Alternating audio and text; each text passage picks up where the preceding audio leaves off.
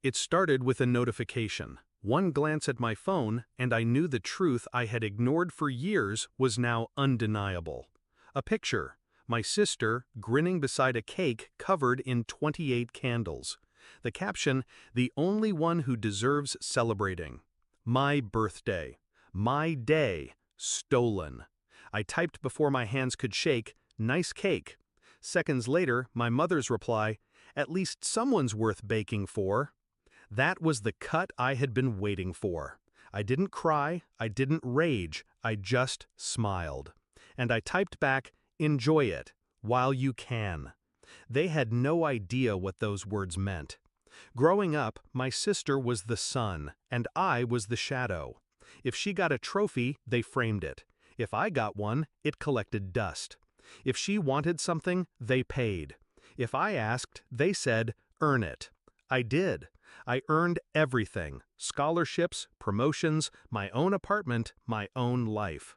But no matter what I built, I was still the other daughter. And on the night of my 28th birthday, they reminded me again. Loud, public, merciless. That was their mistake. I stared at the photo until the candles blurred. Then I opened my laptop. One transfer, 2 emails. The beginning of an end they would never see coming. The first step was easy. My sister's apartment, the one my parents bragged about paying for, was in my name. They didn't know that. They never asked who co-signed the lease when she begged me years ago, terrified of failing her credit check. I signed it, quietly, without recognition. She promised to pay me back. She never did. But her landlord knew the truth. So I sent one email, short, direct, legally binding, effective immediately, lease terminated. 12 days later, her scream echoed through the walls of that apartment building when the landlord called to confirm. The second email took longer to craft. It went to my company's HR department. Enclosed were screenshots, my sister's drunken messages boasting about how she borrowed my resume to get into her job interview, how she used my credentials, my work, to land her position. Plagiarism, fraud, the kind of thing companies don't forgive. By the end of the week, she was escorted out of her shiny office, box of belongings in her arms, face pale, eyes wide. But I wasn't finished. That was just the financial blow. The reputation strike, the final move, the one that twisted the knife, was personal.